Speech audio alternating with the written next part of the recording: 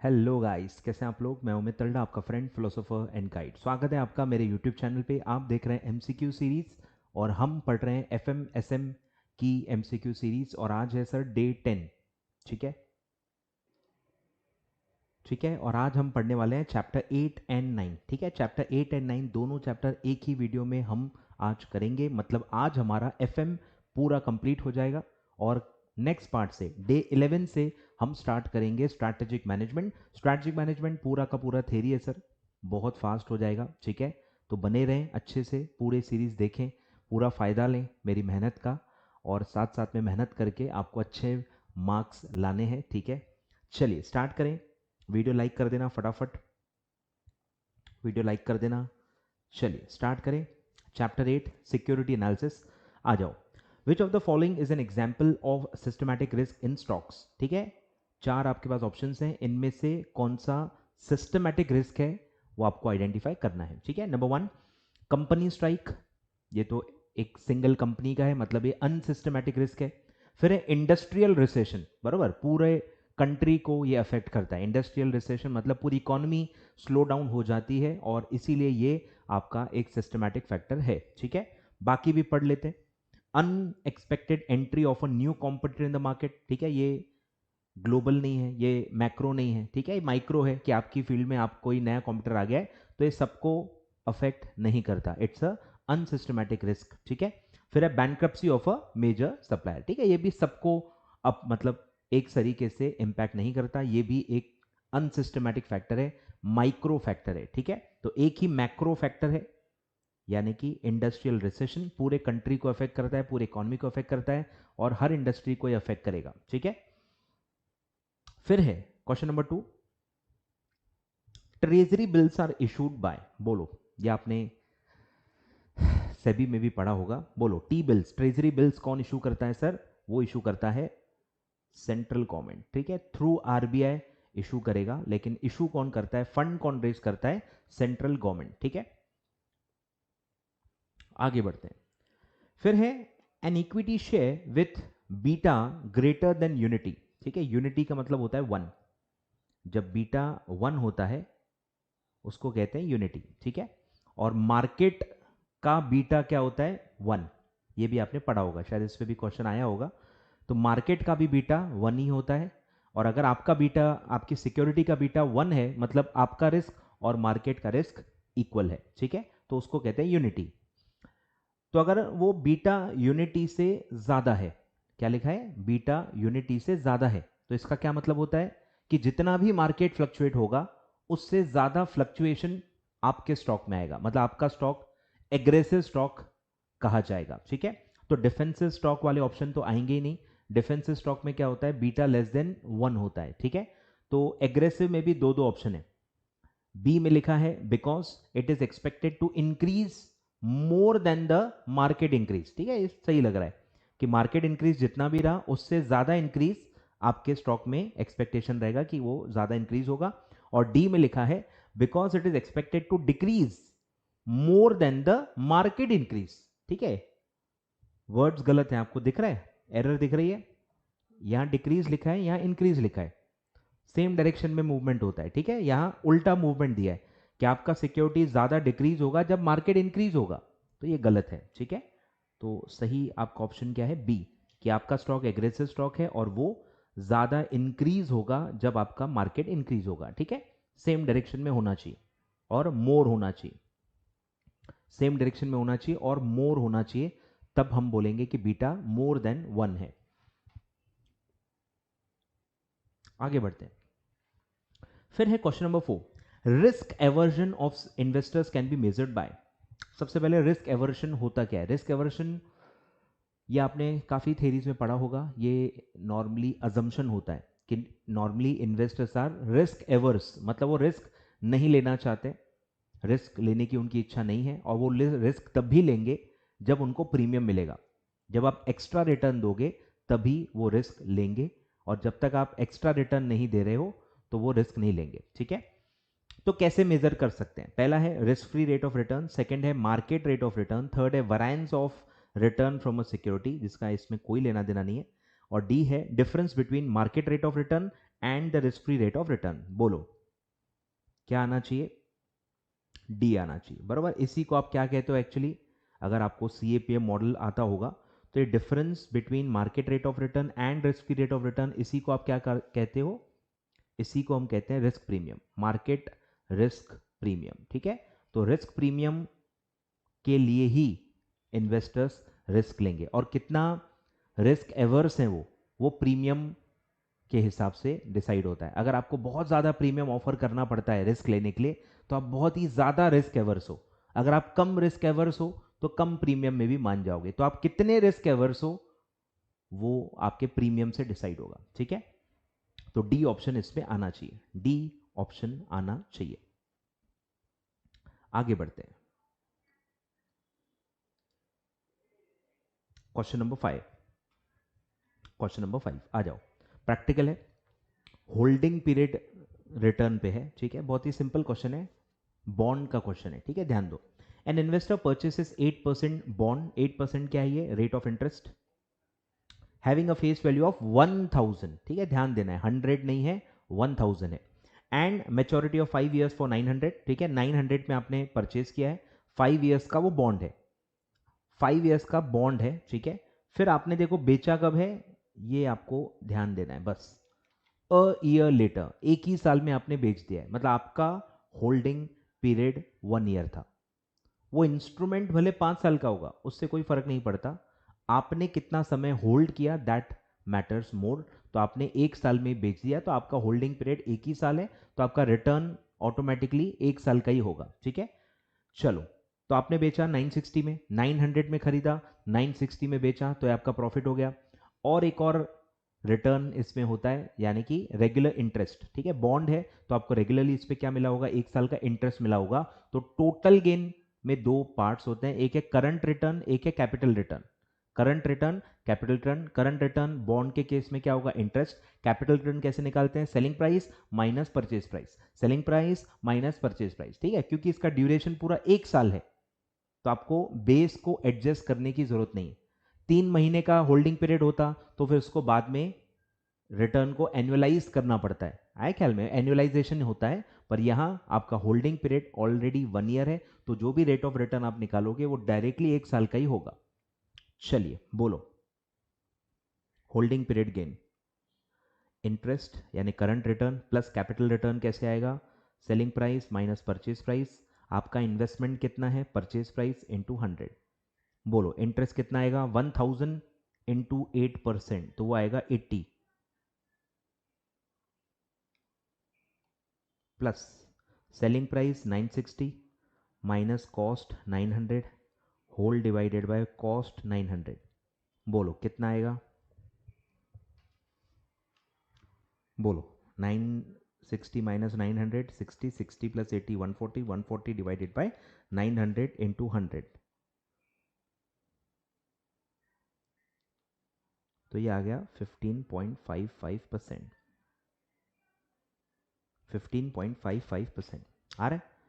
एकदम basic simple question है, कुछ भी कॉम्प्लिकेशन नहीं है।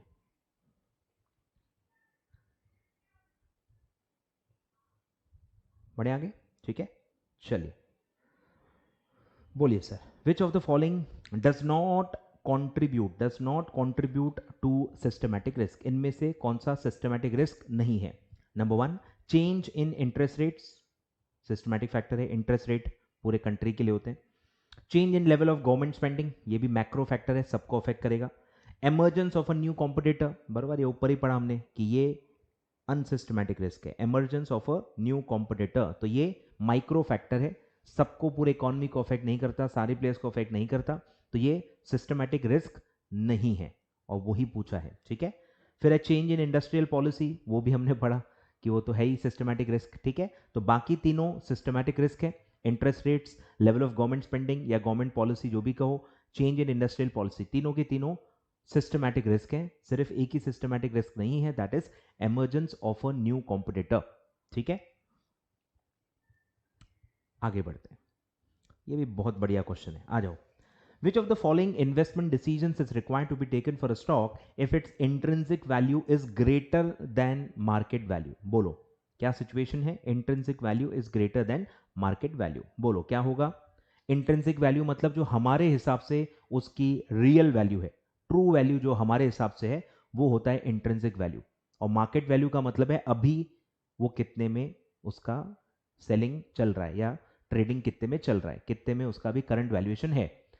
तो आपके हिसाब से वैल्यू ज्यादा होनी चाहिए और मार्केट में उसकी प्राइस कम चल रही है। एग्जाम्पल ले लो, आपके हिसाब से कोई स्टॉक का वैल्यू होना चाहिए 100 रुपीज और उसका करंट मार्केट प्राइस है 80 रुपीज, तो आपको क्या लगेगा? सस्ता लगेगा, चीप लगेगा, अंडर वैल्यूड लगेगा। तो अंडर वैल्यूड चीजों को क्या करते हैं? बाय करते हैं, सस्ती चीजों को बाय करते हैं। ठीक है, करंट मार्केट प्राइस कम है, करंट मार्केट प्राइस कम है तो बाय कर लो। आगे चल के जो आपके हिसाब से वैल्यू होनी चाहिए वही अटेन होगी और फिर आप बेच देना, कम में खरीद के ज्यादा में बेचते हैं अपन। ठीक है, तो इसमें हम क्या करते हैं? बाय। और इसी को उल्टा भी पूछ सकते हैं। उल्टा कैसे पूछेंगे? कि भाई intrinsic value is less than the market value, तो क्या करेंगे? बोलो कि हमारे हिसाब से जो वैल्यू होनी चाहिए वो कम है और अभी जो प्राइस चल रही है वो ज्यादा है, तो ज्यादा प्राइस पे तो हम बेचते हैं ना, बरोबर? तो ऐसी सिचुएशन में हम क्या करेंगे? सेल करेंगे। शॉर्ट सेलिंग भी होती है, आपको पता होगा। ठीक है, भले आपके पास स्टॉक नहीं है, still you can sell the stock. ठीक है, चलिए, तो इसको घुमा के भी आपको पूछा जा सकता है। आगे बढ़ते हैं, लिख लो, हाँ लिखते जाओ। एक्स्ट्रा जो भी मैं बता रहा हूं ये आपकी जिम्मेदारी है कि आप लिखते जाओ। चलिए बढ़े आगे। फिर है, before taking the investment decisions an investor makes the comparison of dash available from each Avenue and elements of dash. यहां पे भी फिल इन द ब्लैंक है, elements of dash involve in it. बोलो, हर एवेन्यू का क्या compare करते हैं? Return, और फिर उसके अंदर क्या रिस्क है वो देखते हैं। ठीक है, कंपेयर क्या होता है? रिटर्न, और फिर हम उसके एलिमेंट्स ऑफ रिस्क देखते हैं। ठीक है, तो पहले आएगा रिटर्न, फिर आएगा रिस्क। ठीक है, आ रहा है कुछ समझ में? Investors makes a comparison of returns available from each Avenue, her Avenue का रिटर्न कंपेयर करते हैं और उस रिटर्न के लिए कितना रिस्क है, हर एक एवेन्यू में क्या रिस्क इन्वॉल्व है वो देखते हैं। ठीक है, आगे बढ़ते हैं। फिर है स्पेक्यूलेटर। कौन होता है ये आपको आइडेंटिफाई करना है। Speculator is a person, number one, who acts in a risky financial transaction in the hope of substantial profit. लग तो यही सही रहा है। फिर है who acts in a less risky financial transaction, तो ये तो आ ही नहीं सकता, लेस रिस्की आ ही नहीं सकता। Who uses only is his own fund, ये भी नहीं हो सकता क्योंकि वो बाहर का पैसा भी ज्यादा यूज करता है। Who analyses the performance of company but does not make any financial transaction, तो ये भी नहीं हो सकता। अगर आप ट्रांजैक्शन ही नहीं कर रहे हो तो आप स्पेक्यूलेटर थोड़ी हो। स्पेक्यूलेटर कौन है? जो एक्चुअल ट्रांजैक्शन भी करता है। ठीक है, तो क्लियर क्लियर आंसर ए ही था, who acts in a risky financial transaction in the hope of substantial profit. ये दो बड़े फीचर स्पेक्यूलेशन के होते हैं। रिस्की होता है, और क्यों रिस्क ले रहे हैं अपन इतना ज्यादा? क्योंकि हमारा सब्सटेंशियल प्रॉफिट कमाने का इरादा है। क्लियर है? क्लियर आंसर है। आगे बढ़ते हैं सर। फिर है according to which theory it is futile to engage in technical analysis. कौन सा थेरी या कंसेप्ट कहता है कि टेक्निकल एनालिसिस टाइम वेस्ट है, फ्यूटाइल है, मतलब कोई फायदा नहीं होता उसका?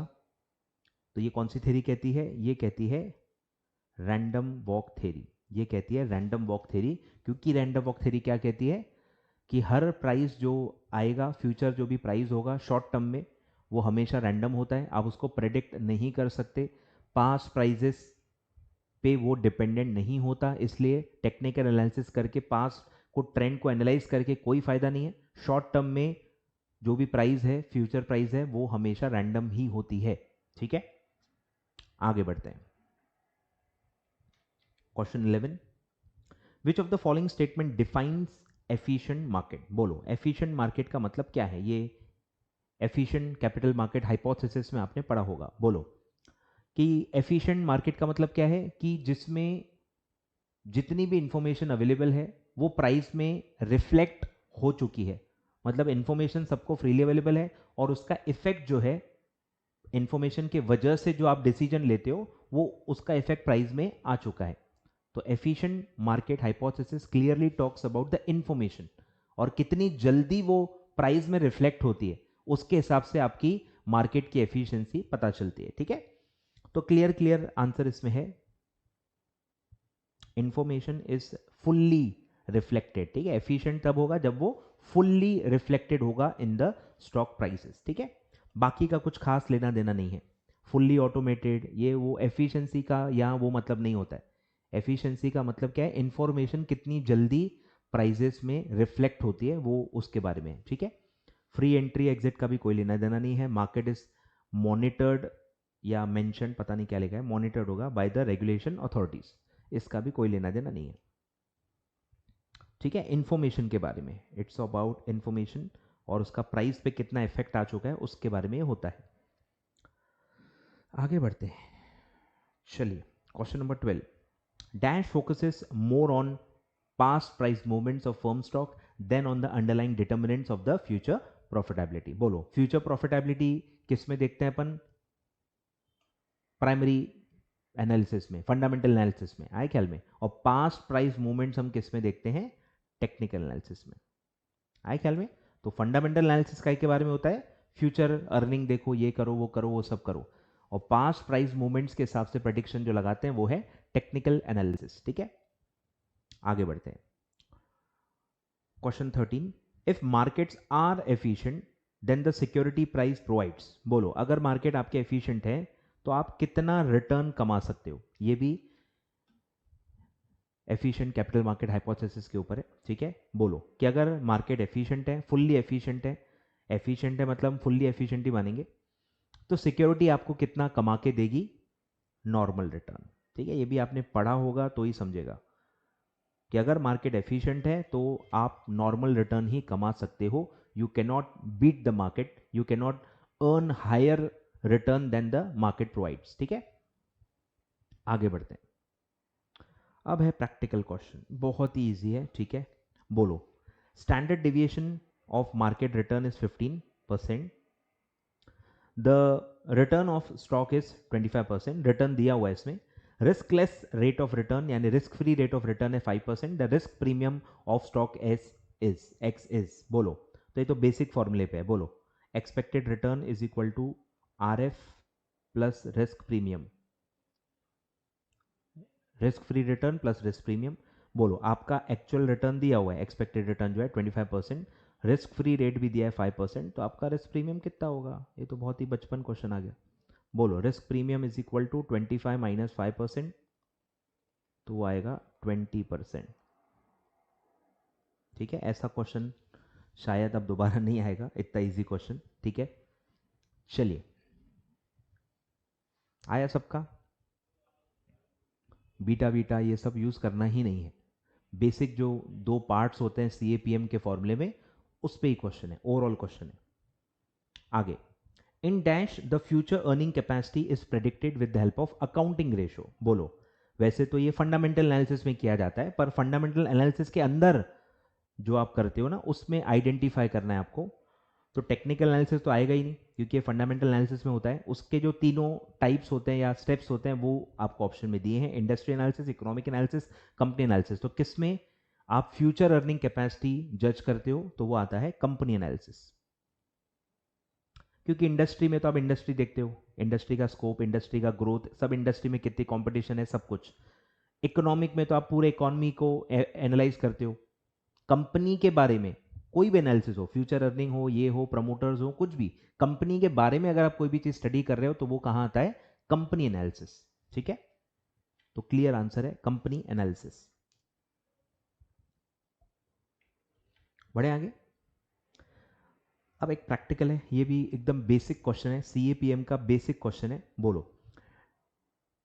तानसेन, पता नहीं क्या है, tension limited has a beta of 0.8 if the market expected return is 21.5% and the risk free rate is 9.5%, using CAPM model calculate the appropriate required rate of return। बोलो, नॉर्मल क्वेश्चन है, RF plus beta RM minus RF।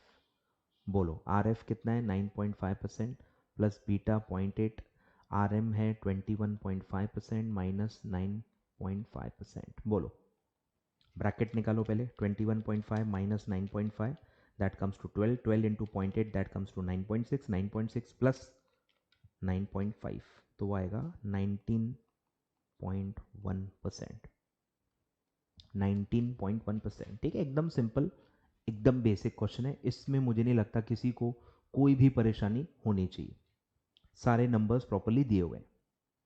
Put the value, get the answer. चलिए sir आगे बोलो, which of the following is most likely associated with the terms primary trend, intermediate trend and short term trend. बोलो ये trend व्रेंड किस में होता है? Dow Jones theory. तीन टाइप के ट्रेंड और उसका ड्यूरेशन और वो सब किस में होता है? Dow Jones theory. ठीक है, फिर बहुत ही सिंपल क्वेश्चन है कि बार चार्ट में क्या क्या आता है। ठीक है, बार चार्ट में क्या क्या आता है वो आपको पूछा गया है। Bar chart is use to illustrate, उसमें क्या क्या आता है? ठीक है, पहला है high low closing on a daily basis, reversal in direction of stock prices without consideration of tune, high low opening closing on a daily basis and the candlestick line. बोलो क्या ऑप्शन आएगा? चारों आता है, high low opening closing on a daily basis. ठीक है, चारों elements bar chart में आते हैं, हाई लो ओपनिंग क्लोजिंग। ठीक है, आप जाके देख सकते हो थ्योरी में। चलिए बढ़े आगे। Which of the following is not a basic principle of Dow Jones theory? बोलो कौन सा बेसिक प्रिंसिपल नहीं है? पहला है bear market is establish when the Dow Jones industrial average starts moving down. ये तो सही है, एवरेज वो डाउन जाता है तो बेयर मार्केट बनना चालू हो जाता है। There is usually a positive relationship between a trend and the volume. ठीक है, ये भी एकदम सही है, ट्रेंड और वॉल्यूम इंडिकेटर्स होते हैं, पॉजिटिव रिलेशन होता है। फाइनेंशियल मार्केट के 3 डिस्टिंक्ट टाइप्स हैं, ये भी हमने पढ़ लिया है मूवमेंट्स के, प्राइमरी, इंटरमीडिएट और शॉर्ट टर्म। तीनों सही हैं, तो ऑप्शन आपका क्लियर डीज होगा। और क्यों होगा वो भी सोचो। Intermediate trend has a duration of 3 weeks to 6 months. अगर आपने पढ़ा है तो यहाँ आपको क्लिक होना चाहिए कि यहाँ 3 होता है, 3 weeks to 3 months, 3 weeks to 3 months, 6 months नहीं होता, वो 6 मंथ्स नहीं होता। बढ़े आगे। चलो सबसे इजी क्वेश्चन, बोलो according to Dow Jones theory share price demonstrate a pattern over. बोलो सबसे ओवरऑल है, प्राइमरी सेकेंडरी वो सब नहीं पूछा है, सिर्फ ओवरऑल बोला है कि डेमोन्स्ट्रेट कितने सालों में होता है? 4 to 5 ईयर्स, 4 to 5 ईयर्स। ठीक है, 4 to 5 ईयर्स में प्राइस का पैटर्न डेमोन्स्ट्रेट होता है मार्केट में। ठीक है, फिर है बचपन क्वेश्चन पूछ लिया है, फुल फॉर्म पूछा है ECMH। बोलो ECMH, efficient capital market hypothesis, efficient capital market hypothesis. ठीक है, बहुत इजी है। आगे बढ़ते हैं। फिर है कि double bottom formation chart represents. बोलो अच्छा क्वेश्चन है, डबल बॉटम का मतलब क्या है? Double bottom, double bottom, double bottom का चार्ट देखो कैसे होता है।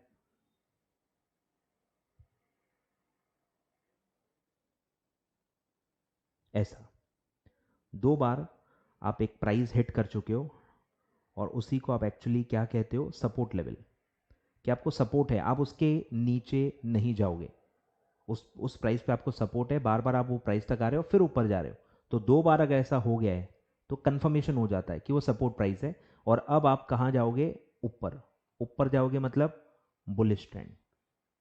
तो डबल बॉटम फॉर्मेशन क्या बताता है? कि आगे चल के अब बुलिश ट्रेंड आएगा क्योंकि आपको सपोर्ट है। फिर इसी का उल्टा क्वेश्चन आ सकता है, डबल टॉप फॉर्मेशन। इसी का उल्टा आ सकता है कि डबल टॉप फॉर्मेशन क्या बताता है? तो उसमें आपका इस टाइप का आता है। ठीक है, तो ये होता है रेजिस्टेंस लेवल, ये होता है रेजिस्टेंस लेवल कि आप 2 बार एक प्राइस को टच करके वापस नीचे आ गए, मतलब उस प्राइस को ब्रीच नहीं कर पा रहे हो, रेजिस्टेंस है, तो अब आप नीचे ही जाओगे। नीचे जा रहे हो मतलब वो क्या हो जाता है? बियरिश डेवलपमेंट, बियरिश डेवलपमेंट वो बताता है। ठीक है, लिख लो। तो डबल बॉटम है तो बुलिश, डबल टॉप है तो बियरिश। लिख रहे हो? चलिए आगे बढ़ते हैं, पॉज करके आप लिखते जाओ। बोलो ये भी बहुत बेसिक क्वेश्चन आ गया है, which of the following are 2 major tools of technical analysis? Technical analysis के 2 मेजर टूल्स क्या हैं? एक है चार्ट्स और एक है इंडिकेटर, ठीक है, पढ़ा होगा आपने, चार्ट्स एंड इंडिकेटर। फिर आप चार्ट्स और इंडिकेटर के टाइप्स पढ़ते हो, पर मेजर दो टूल्स क्या हैं, charts and indicators, charts and indicators, ठीक है। फिर बहुत इजी क्वेश्चन, बोलो, risk can be classified as, इसमें भगवान नहीं जाने कौन गलती करेगा, ठीक है, सिस्टमैटिक, अनसिस्टमैटिक, ये दो ही टाइप के रिस्क होते हैं। आगे last, which of the following is not a requirement of efficient security market, बोलो, which of the following is not a requirement of efficient security market, बोलो। पहला है taxes are assume to have no noticeable effect, मतलब taxes नहीं है या न के बराबर है या उसका कोई इंपैक्ट नहीं है। इन्वेस्टर्स रैशनल है, ये तो है ही रिक्वायरमेंट। ट्रांजैक्शन टॉक्स costs of securities are considered, यहाँ लिखा है आर, जबकि आपका नॉर्मल अजम्पशन क्या होता है कि ट्रांजैक्शन कॉस्ट नहीं है, नो ट्रांजैक्शन कॉस्ट, ऐसा अपना अजम्पशन होता है हर थ्योरी में, ठीक है। तो ये वाला आपका रिक्वायरमेंट नहीं है, ठीक है, मतलब एक गलत स्टेटमेंट है, ट्रांजैक्शन कॉस्ट कंसिडर नहीं होते, नो ट्रांजैक्शन कॉस्ट हम मानते हैं इन अ एफिशिएंट सिक्योरिटी मार्केट। क्लियर है? तो ये है आपका चैप्टर नंबर 8, सारे क्वेश्चंस अपने कंप्लीट हो गए हैं, 25 क्वेश्चंस 4 अटेम्प्ट में इस पे आ चुके हैं, ठीक है, और पूरा का पूरा देखो इजी है। चलिए गाइस आगे बढ़ते हैं। अब आते हैं chapter number 9, that is portfolio management. Portfolio management, portfolio management, आ जाओ, करें start, let's start. The security market line shows the relationship between, अब यहां आपको होगा कंफ्यूजन, ठीक है, मैं पहले ही बता देता हूं कुछ कुछ चीजें। बोलो, एक आप पढ़ते हो कैपिटल मार्केट लाइन और एक पढ़ते हो सिक्योरिटीज मार्केट लाइन, दोनों में क्या फैक्टर आते हैं वो आपको ध्यान देना है, ठीक है। तो इसमें रिटर्न और स्टैंडर्ड डेविएशन आता है, ठीक है, इसमें स्टैंडर्ड डेविएशन आता है, और सिक्योरिटीज मार्केट लाइन में रिटर्न एंड बीटा आता है, ठीक है, ये आपको बस ध्यान रखना है, इस पर क्वेश्चन आता है कि सीएमएल में स्टैंडर्ड डेविएशन लेते हैं और सिक्योरिटीज मार्केट लाइन में बीटा वैल्यू लेते हैं, ठीक है, बस यही आपको कंफ्यूजन होगा, लिख लेना एक जगह। चलिए बोलो, तो क्या आएगा, दो क्या फैक्टर्स लेता है securities market line, required rate of return and beta, यानी expected rate of return and beta, ठीक है, बीटा वैल्यू आएगी, ठीक है, बीटा वैल्यू आएगी, बीटा वैल्यू आएगी, ठीक है, एक्सपेक्टेड रिटर्न एंड बीटा। और यही मैं सीएमएल के लिए पूछूं तो इसी को मैं चेंज कर दूं, सीएमएल लिख दूं यहां पे, तो आएगा expected return and standard deviation यानी सिग्मा। क्लियर है? लिख लो, इसी को आप सीएमएल के लिए भी पूछ सकते हो। चलिए बढ़े आगे, बोलो, diversification can eliminate risk if securities of the portfolio are, बोलो, ये भी बहुत टेक्निकल अंडरस्टैंडिंग वाला क्वेश्चन है कि डाइवर्सिफिकेशन कब काम आएगा, जब दो सिक्योरिटी में कैसा कोरिलेशन हो, जब दो सिक्योरिटी में परफेक्ट नेगेटिव कोरिलेशन होता है, तब वो पूरा आपस का जो रिस्क है अनसिस्टमैटिक वाला वो एलिमिनेट कर देते हैं। आई ख्याल में परफेक्ट नेगेटिव यानी -1 होना चाहिए, ठीक है, -1 जब होता है तब आप कंप्लीटली अनसिस्टमैटिक रिस्क को पोर्टफोलियो से एलिमिनेट कर देते हो, ठीक है। तो परफेक्ट नेगेटिव, परफेक्ट नेगेटिव को आप क्या कहते हो, -1, तो -1 आपका कोइफिशिएंट आना चाहिए, -1 आपका कोइफिशिएंट आना चाहिए, तब जाके वो परफेक्टली नेगेटिवली कोरिलेटेड होते हैं और तब पूरा अनसिस्टमैटिक रिस्क आप पोर्टफोलियो डाइवर्सिफिकेशन से एलिमिनेट कर देते हो, ठीक है। चलिए फिर है, as you increase the number of stocks in a portfolio, जैसे से आप स्टॉक बढ़ाते हो मतलब आप डाइवर्सिफिकेशन करते हो, तो सिस्टमैटिक रिस्क पे क्या फर्क पड़ता है। अब डाइवर्सिफिकेशन से रिस्क कम होता है, अरे पर कौन सा रिस्क कम होता है, अनसिस्टमैटिक कम होता है, सिस्टमैटिक पे कोई फर्क नहीं पड़ता, सिस्टमैटिक उतना ही रहता है, ठीक है। तो सिस्टमैटिक रिस्क रिमेन्स कांस्टेंट, और इसी को मैं घुमा के पूछूं फॉर अनसिस्टमैटिक रिस्क, तो फिर वो रिड्यूस होगा, रिड्यूस। अब ये रेट वेट का पता नहीं, पर वो रिड्यूस होगा, ठीक है। अनसिस्टमैटिक रिस्क रिड्यूस होता है। चलिए, तो सिस्टमैटिक रिस्क रिमेन्स कांस्टेंट, उसको कोई फर्क नहीं पड़ता। आगे बढ़ते हैं, आ जाओ। Question number 4, mister A is planning to buy a security and is in a dilemma regarding price to be paid. For this he is relying on the required rate of return on a security, मतलब CAPM model से वो required rate निकालना चाहता है और उसके हिसाब से डिसीजन लेना चाहता है। Help him out to calculate the forecast rate, यानी रिक्वायर्ड रेट ऑफ रिटर्न, यानी कि CAPM का रिटर्न। If you are informed that the security standard deviation is 6%, correlation coefficient of security with the market is 0.6, market standard deviation is 5%, you may assume that return from risk-free security of market is 8% and the return on market portfolio is 12%. बोलो, CAPM के सारे numbers दिए हुए हैं लेकिन beta factor नहीं दिया हुआ, पूरे इसमें बीटा वैल्यू नहीं दी है और आपको बीटा वैल्यू निकालनी है। तो बीटा वैल्यू का एक फॉर्मूला होता है, बीटा वैल्यू का फॉर्मूला होता है sigma of security upon sigma of market into correlation coefficient. Correlation coefficient पढ़ा होगा आपने, मॉड्यूल में दिया हुआ है, ठीक है। बोलो, तो सबसे पहले बस आपको बीटा निकालना है। बोलो, स्टैंडर्ड डिविएशन ऑफ सिक्योरिटी जो कि कितना है 6% divided by market standard deviation 5% into correlation coefficient 0.6। बोलो कितना आएगा, 6% डिवाइड बाय 5%, यानी 6 डिवाइड बाय 5 इंटू 0.6, तो ये आएगा 0.72 टाइम्स, यानी 0.72 बीटा फैक्टर है। बोलो, अब बीटा भी मिल गया, RF भी दिया हुआ है, RM भी दिया हुआ है, बस आपको रिक्वायर्ड रेट ऑफ रिटर्न पूछा है, ठीक है। बोलो, तो पहला स्टेप था बीटा निकालना, सेकेंड स्टेप नॉर्मल है। बोलो, expected return is equal to RF plus beta RM minus RF। RF कितना है 8% plus beta 0.72, RM 12% minus RF 8%। बोलो, ब्रैकेट की वैल्यू 12 माइनस 8 4, 4 इंटू 0.72 प्लस 8,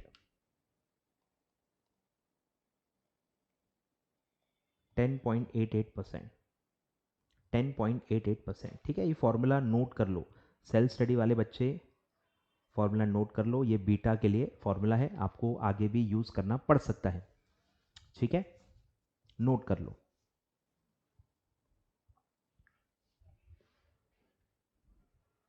आ रहा है समझ में? तो बस इसमें अगर बीटा वैल्यू डायरेक्टली दी होती तो फिर तो वो नॉर्मल क्वेश्चन ही हो जाता, सिर्फ बीटा नहीं दिया है और बीटा निकालने के लिए आपको सारा डेटा दिया है। चलिए करें स्टार्ट आगे, चलो आ जाओ। Consider a graph with standard deviation on horizontal axis यानी x axis and expected return on vertical axis यानी y axis, the line that connects the risk free rate and optimal risky portfolio is called as. बोलो, बस ये दो से ही answer आ जाना चाहिए, standard deviation और एक्सपेक्टेड रिटर्न है तो वो क्या होगा, capital market line, capital market line, ठीक है, capital market line. Standard deviation on horizontal axis, expected return on vertical axis, इतने से ही आपका आंसर आ जाना चाहिए, ठीक है। तो that is for capital market line. आगे बढ़ते हैं। बोलो, रिस्क पेनल्टी पढ़ा होगा आपने ऑप्टिमाइजेशन थ्योरी में, ठीक है। बोलो, रिस्क पेनल्टी का फॉर्मूला क्या है, बोलो। Risk penalty is equal to क्या था, सिग्मा स्क्वायर यानी वैरिएंस, सिग्मा स्क्वायर को आप वैरिएंस कहते हो, डिवाइडेड बाय रिस्क टॉलरेंस, ठीक है। बोलो, सिग्मा स्क्वायर, सिग्मा है 15, 15 स्क्वायर 15 ही लेना है, ठीक है, परसेंट मत दबाना, और रिस्क टॉलरेंस है 40, ठीक है। बोलो, 15 square 15 into equal to 225 divided by 40, तो दैट कम्स टू 5.625, ठीक है, 5.625%, ठीक है, 5.62%।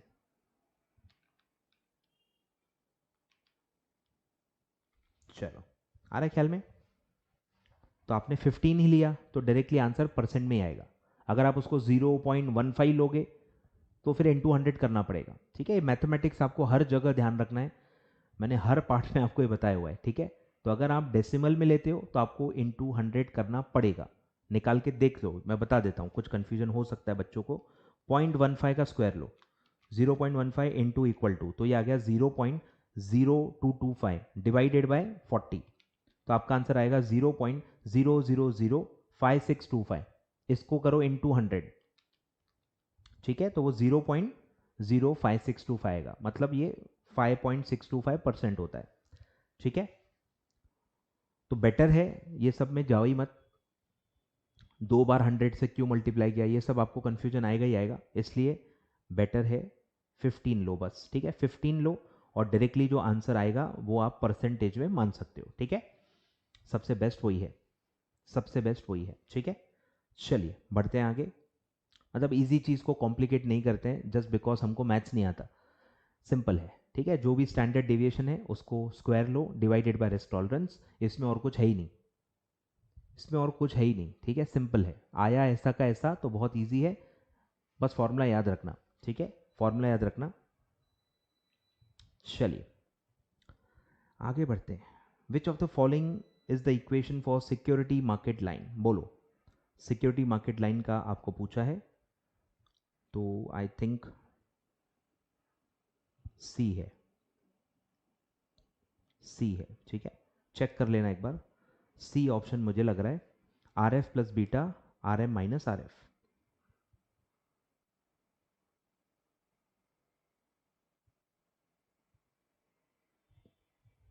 ठीक है, सी है मेरे हिसाब से। चलो बढ़े आगे, फिर है C A P M accounts for, बोलो सी ए पी एम मतलब कौन से रिस्क के लिए होता है, बोलो, आपने पढ़ा ही होगा कि वो सिर्फ सिस्टमैटिक रिस्क के लिए होता है, क्योंकि अनसिस्टमैटिक रिस्क आप एलिमिनेट कर लेते हो, अनसिस्टमैटिक रिस्क है ही नहीं ऐसा मानते हैं अपन, और सिर्फ सिस्टमैटिक रिस्क ही बचती है ऐसा अपन मानते हैं, ठीक है। तो it's for systematic risk only, it's for systematic risk only, ठीक है। चलिए बढ़े आगे, आ जाओ। पोर्टफोलियो बीटा का एक क्वेश्चन है, और वो वाला पोर्टफोलियो बीटा नहीं है जो फॉर्मूला आप पढ़ चुके हो अंडर रूट वाला, ये वेटेड एवरेज है। आपको पोर्टफोलियो में जो सिक्योरिटी का वेटेज है वो दिया हुआ है और इंडिविजुअल बीटास दिए हैं, तो आपको वेटेड एवरेज लेना है, जैसे हमने चैप्टर 2 में एक्सपेक्टेड एनपीवी निकाली थी, जैसे हमने चैप्टर 2 में एक्सपेक्टेड एनपीवी निकाली थी वैसा ही है, ठीक है। बोलो, when a portfolio comprises investment in 3 shares, share A B C, A का है 40% अमाउंट का वेटेज, बी का है 25%, सी का है 35% और उसका इंडिविजुअल बीटा दिया हुआ है, whose beta factors are 1.3, 1.6, 1.2, compute the portfolio beta, बोलो।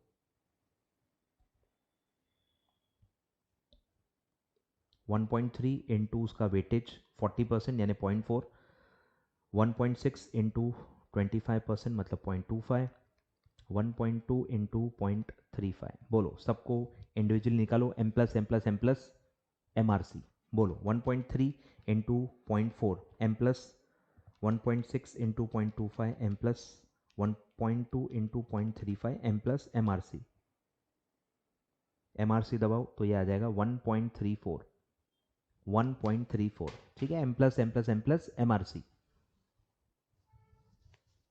आ रहा है ख्याल में, सिमिलर टू एक्सपेक्टेड एनपीवी, ठीक है, एक्सपेक्टेड एनपीवी ऐसा ही आप पढ़ चुके हो चैप्टर 2 में, क्लियर है। बढ़ेगा आगे, चलिए बोलो, ये भी बहुत सिंपल क्वेश्चन है, बोलो सब दिया हुआ है। If risk free rate is 11%, expected return on market portfolio is 18%, ascertain the expected return on portfolio if beta is 0.9, बोलो। फॉर्मूला भी क्या लिखना, आप सीधे ही निकालो, बोलो आर एफ कितना है 11% plus beta 0.9, R M minus R F, बोलो ब्रैकेट की वैल्यू पहले निकालो, 18 माइनस 11 7, 7 इंटू 0.9 प्लस 11,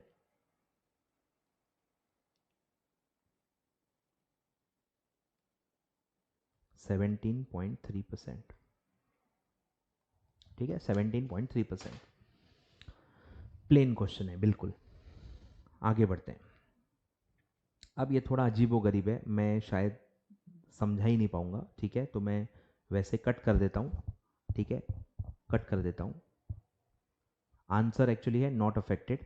अब ये कैसे पूछा है, क्या रेफरेंस में पूछा है, एक्चुअली समझ में नहीं आ रहा, रेफरेंस ही समझ में नहीं आ रहा कि क्या रेफरेंस से पूछा है। ठीक है, अनसिस्टमैटिक रिस्क इज एक्सप्लेन, मतलब कुछ रेफरेंस नहीं दिया है तो मैं एक्चुअली आपको समझा ही नहीं पाऊंगा। ठीक है, इसलिए मैं एक ही क्वेश्चन है जो कट करा रहा हूँ इतने हंड्रेड्स ऑफ क्वेश्चन आपको कराए हैं, कट कुछ नहीं कराता मैं, बट ये मेरे एक्सप्लेन ही नहीं कर पाऊंगा, तो मुझे भी नहीं समझा क्या पूछना चाहते हैं। ठीक है, तो कट कर लो, बेटर है, एक आध के पीछे मत पड़ो। चलो फिर है question number 12, Sharpe index assigns high value to funds that have, कौन से फंड्स को हाई वैल्यू असाइन करता है शार्प रेशो। शार्प रेशो क्या देता है, शार्प रेशो आपने पढ़ा होगा, वो होता है रिस्क एडजस्टेड रिटर्न होता है, रिस्क एडजस्टेड रिटर्न होता है। तो जिसका भी रिस्क एडजस्टेड रिटर्न ज्यादा होगा उसको वो हाई वैल्यू देगा और उसमें आप पैसा मतलब लगाओ ऐसा वो बोलेगा। ठीक है, तो रिस्क एडजस्टेड रिटर्न बताता है और जिसका हायर रिटर्न होगा रिस्क एडजस्टेड वाला उसको वो हाई वैल्यू देगा। ठीक है, हायर हायर हायर तो है ही, लेकिन आपको ये पता होना चाहिए कि शार्प रेशो क्या है, रिस्क एडजस्टेड मेजर है, रिस्क एडजस्टेड मेजर है तो वो रिस्क एडजस्टेड रिटर्न देखता है। तो जिसका भी हायर रिस्क एडजस्टेड रिटर्न होगा उसको वो हाई वैल्यू देगा फॉर इन्वेस्टमेंट। आगे बढ़ते हैं, बोलो ईवीए, सिंपल क्वेश्चन, अकाउंट्स में भी आपने पढ़ा होगा, बहुत ही सिंपल है, चैप्टर 1 में भी ये क्लासीफाई हो सकता है, 2-3 चैप्टर में इसका रेफरेंस दिया हुआ है तो मैंने जो मूड हुआ उसमें मैंने डाल दिया है। ठीक है, बोलो, बहुत ही सिंपल क्वेश्चन है, बोलो NOPAT minus cost of capital, बोलो। तो आपका नोपैट है, ऑपरेटिंग इनकम है 45 माइनस कॉस्ट ऑफ कैपिटल कैसे आएगा, 400 करोड़ आपका इन्वेस्टमेंट है इनटू 10%, बोलो 45 माइनस 40 तो ये आएगा 5 CR, बेसिक क्वेश्चन है 5 CR, चैप्टर 1 में भी शायद हमने ऐसे किए हुए हैं। ठीक है, आगे। अब ये एक ऐसा क्वेश्चन है जिसमें मुझे लगता है इंस्टीट्यूट का आंसर गलत है। ठीक है, आपने सही सुना, मुझे लगता है इंस्टीट्यूट का आंसर गलत है। ठीक है, मतलब जो इंस्टीट्यूट का आंसर है मैं वो एक्सप्लेन नहीं कर पाऊंगा आपको। पूछा क्या है, the intercept of security market line on Y axis is, बोलो सिक्योरिटी मार्केट लाइन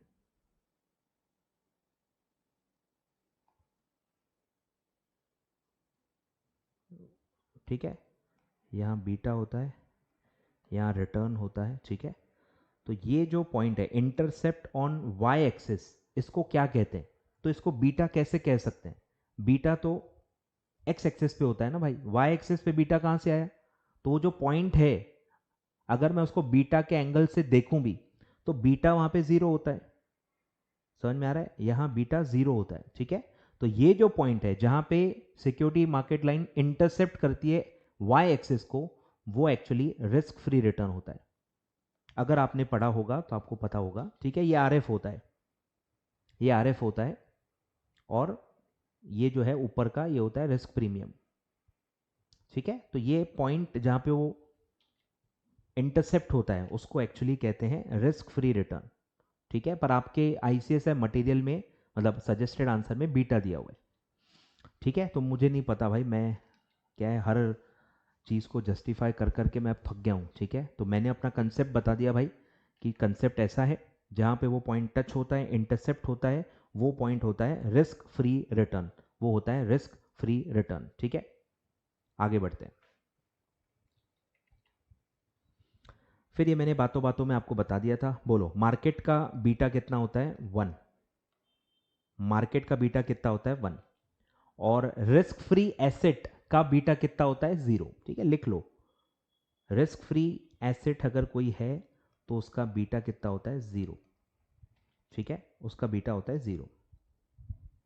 आगे बढ़ते हैं, the main aim of portfolio is to reduce diversification dash by diversification, diversification से क्या रिड्यूस करते हैं अपन, क्या रिड्यूस करते हैं, रिस्क, रिस्क को मिनिमाइज करते हैं ना बाय डाइवर्सिफिकेशन। ठीक है, तो main aim of portfolio is to reduce risk by diversification. ये भी बहुत अच्छा क्वेश्चन है, मतलब कंसेप्ट बेस्ड है, बहुत अच्छा क्वेश्चन है। Suppose two portfolios have same average return and same standard deviation. Return भी एवरेज सेम है और स्टैंडर्ड डेविएशन भी सेम है, but portfolio A has a higher beta than portfolio B. ठीक है, बीटा में डिफरेंस है, बीटा में डिफरेंस है, बट एवरेज रिटर्न और स्टैंडर्ड डेविएशन सेम है। तो अकॉर्डिंग टू शार्प मेजर, बोलो शार्प के हिसाब से परफॉर्मेंस ऑफ पोर्टफोलियो ए क्या है पोर्टफोलियो बी के कंपैरिजन में, क्या बोलेंगे? तो अगर आपने शार्प रेशो पढ़ा होगा, अगर आपने शार्प रेशो पढ़ा होगा तो उसमें बीटा यूज ही नहीं होता। सही सुना आपने, उसमें बीटा यूज ही नहीं होता। ठीक है, तो बीटा से वो अफेक्ट नहीं होता। ठीक है, तो अगर कोई दो सिक्योरिटीज का पोर्टफोलियोज का सेम रिटर्न है और सेम स्टैंडर्ड डेविएशन है तो दोनों का शार्प रेशो सेम आएगा, तो दोनों का परफॉर्मेंस सेम माना जाएगा। ठीक है, तो इसलिए आंसर आएगा सेम। तो काफ़ी बच्चों को वही नहीं समझता कि सर ऊपर दिया है ना बीटा इज़ हायर ये वो, तो उसका तो परफॉर्मेंस ख़राब होना चाहिए क्योंकि उसमें ज़्यादा बीटा है, ज़्यादा रिस्क है। अरे पर बीटा यूज़ ही नहीं होता शार्प रेशो में। आप यूज़ करना चाहते हो अलग बात है, बट जिसने फॉर्मूला बनाया है, जिसने थ्योरी बनाई है, उसने बीटा यूज़ नहीं किया है, तो beta does not affects it. ठीक है, तो दोनों का सेम आएगा। और सेम क्यों आएगा? क्योंकि उनका एवरेज रिटर्न भी सेम है और उनका स्टैंडर्ड डेविएशन भी सेम है। क्लियर है? कंसेप्ट बेस्ड क्वेश्चन था। आगे बढ़ते हैं, बोलो। ये भी टिपिकल क्वेश्चन है सीएपीएम का। Anubhav is planning to purchase the share that has a beta coefficient of 0.95. He estimates expected market return 12%, treasury bill यानी risk free rate of return 7%. What should he expect? बोलो। थक गया हूं मैं तो ये क्वेश्चन कर करके। बोलो simple, R F plus beta R M minus R F. बोलो ब्रैकेट सॉल्व करो। 12 माइनस 7 5 5 इंटू 0.95 प्लस 7, तो ये आएगा 11.75%। 11.75% आ रहा है, 11.75%। चलिए सर आगे बढ़ते हैं। अब ये आ गया मज़ेदार क्वेश्चन। ठीक है, स्टार मार्क कर लो। इस टाइप का रिपीट हो सकता है, इस टाइप का रिपीट हो सकता है, बहुत इजी है, बिल्कुल छोड़ना नहीं। ठीक है, क्वेश्चन क्या है? From the following calculate coefficient of correlation, find the coefficient of correlation. ठीक है, तो फॉर्मूला क्या है? Coefficient of correlation is equal to covariance divided by sigma X into sigma Y. ठीक है, सिंपल फॉर्मूला है, covariance divided by sigma X into sigma Y. ठीक है, यहाँ एक बस करेक्शन कर लो, ये -8 है, करेक्शन कर लो, ये -8 है। ठीक है, बोलो। ये मॉड्यूल का क्वेश्चन एक्चुअली मैंने अपने लेक्चर बायस को भी पूरा पढ़ाया हुआ है, सेम डेटा पूछा हुआ है। ठीक है, देख लो। बोलो। तो कोवैरियंस है -8 अपॉन एक्स इंटू वाई, तो ये आएगा -8 अपॉन 8, तो ये आएगा -1। ठीक है, क्वेश्चन करेक्ट कर लो। हाँ, तो -8 है क्वेश्चन में। ठीक है, तो बस फॉर्मूले का खेल है, फॉर्मूले याद है तो फिर बस put the value get the answer है। Covariance divided by sigma X into sigma Y. Limited पढ़ो, मैं वही कह रहा हूँ, हर चीज़ के पीछे मत पढ़ो। जो इजी है, जो समझ में आ रही हैं, जो आपके कंफर्ट जोन में है, एक एक करके करो, पूरा एक साथ भिड़ मत जाओ, फिर कुछ भी इजी नहीं लगेगा, सब टफ लगने लगेगा। एक एक देखो आपके दायरे में क्या आ रहा है, कौन कौन से इजी फॉर्मूलेज हैं, थोड़ा बहुत याद करना पड़े तो याद कर लो। ठीक है, और put the value get the answer वाले क्वेश्चन आते ही हैं उसमें। चलिए फिर है, if the stocks are independent to each other. बोलो, दो स्टॉक अगर इंडिपेंडेंट है, एक दूसरे का, एक दूसरे पे कोई फर्क ही नहीं पड़ता, तो कोरिलेशन कोएफिशिएंट कितना होगा? कोरिलेशन कोएफिशिएंट का एक क्वेश्चन है, तो वो आएगा 0। अगर एक सिक्योरिटी का दूसरे सिक्योरिटी पे कोई फर्क नहीं पड़ रहा तो उनका कोरिलेशन कोएफिशिएंट 0 होता है। ठीक है, आगे बढ़ते हैं। फिर है यूटिलिटी, बराबर, ये फॉर्मूला जो रिस्क पेनल्टी वाला आया था ना, यही वही है कि यूटिलिटी कैसे निकलती है। यूटिलिटी निकलती है expected return minus risk penalty, ये ओवरऑल फॉर्मूला होता है, और फिर आप अलग से रिस्क पेनल्टी निकालते हो। ठीक है, तो ये वही फॉर्मूला है, expected return minus risk penalty, expected return minus risk penalty. ये यूटिलिटी का क्वेश्चन है, ऑप्टिमाइजेशन वाला कंसेप्ट है ये। ठीक है, आगे बढ़ते हैं। बोलो अब यूटिलिटी निकालो, उसी पे क्वेश्चन है, बहुत इजी है। देखो, if the risk penalty is 4.5 दिया हुआ है, रिस्क पेनल्टी भी निकालना नहीं है, रिस्क पेनल्टी दिया हुआ है, फिर एक्सपेक्टेड रिटर्न भी दिया हुआ है, सर हमको क्या करना है, बस माइनस करना है, फॉर्मूला पता होना चाहिए, माइनस करना है, आपका आंसर आ गया, ठीक है। बोलो, तो यूटिलिटी क्या आएगी, expected return minus risk penalty, बोलो कितना आएगा, expected return minus risk penalty 13 minus 4.5, तो वो आएगा 8.5, ठीक है। ऐसे मजाक भरे क्वेश्चन भी आए हुए हैं, ठीक है, ऐसे मजाकिया क्वेश्चन भी आए हैं, आज ICSI तुसी बहुत मजाकिया हो, ऐसा आपको बोलना है। बहुत ही इजी क्वेश्चंस भी आए हुए हैं, स्टिल बच्चे 40 पार नहीं कर पा रहे, आई एम वेरी सरप्राइज्ड। चलिए, question 23, which of the following is not an assumption of CAPM, कौन सा CAPM का अजम्पशन नहीं है। पहला है डाइवर्सिफाइड पोर्टफोलियो, यस अजम्पशन है। सिंगल पीरियड ट्रांजैक्शन, मतलब सबका सेम बेस होना चाहिए टाइम का। Investor can borrow and lend at RF, risk free rate of return, ये भी है। Capital market is not perfect, not perfect लिखा है बराबर, जबकि अजम्पशन क्या होता है कि कैपिटल मार्केट इज परफेक्ट, ठीक है, तो ये आपका अजम्पशन नहीं है, नॉट परफेक्ट बोला है, ठीक है। ये भी मॉड्यूल का क्वेश्चन है, ठीक है, पढ़ाया हुआ था मैंने, आ चुका है December 21 में। बोलो, सिंपल है, इजी है। बोलो, from the following information calculate the expected rate of return on portfolio. Same जो अपन पहले पढ़ चुके हैं, सेम है। RF दिया हुआ है, RM दिया हुआ है, बस बीटा नहीं दिया हुआ, आपको बीटा पहले निकालना है। बीटा का फॉर्मूला मैं ऑलरेडी बता चुका हूं, बोलो, तो पहले आप बीटा निकालो। बोलो, beta is equal to sigma of security upon sigma of market into coefficient correlation. बोलो, सिग्मा ऑफ सिक्योरिटी कितना है, standard deviation of asset 2.8, sigma of market 2.3 और कोरिलेशन कोएफिशिएंट 0.8, ठीक है। ये परसेंट कट कर दो, 0.8 कोएफिशिएंट है, ठीक है। बोलो कितना आएगा, 2.8 डिवाइडेड बाय 2.3 इंटू 0.8, तो ये आएगा 0.97, ठीक है, 2 डेसिमल में ले लो, 0.97, 0.97, ठीक है। बीटा नॉर्मली 2 डेसिमल में लिया जाता है। बोलो, अब निकालो एक्सपेक्टेड रिटर्न, सेम। बोलो, RF दिया हुआ है 10% प्लस बीटा आपने अब भी निकाला 0.97, RM है 16% माइनस RF 10%, ब्रैकेट की वैल्यू निकालो पहले, ब्रैकेट आएगा 6 इंटू 0.97 प्लस 10, तो ये आएगा 15.82।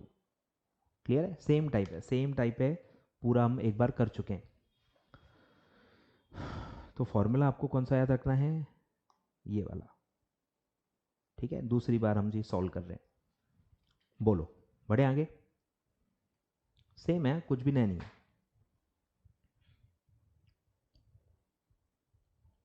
चलो, अरे चलो, मतलब कंप्लीट ही हो गया, ठीक है। चलो, ठीक है, तो ये था आपका चैप्टर 8 एंड चैप्टर 9, ठीक है। हमारा यहाँ पे FM पूरा कंप्लीट हो गया है, FM पूरा कंप्लीट हो गया है।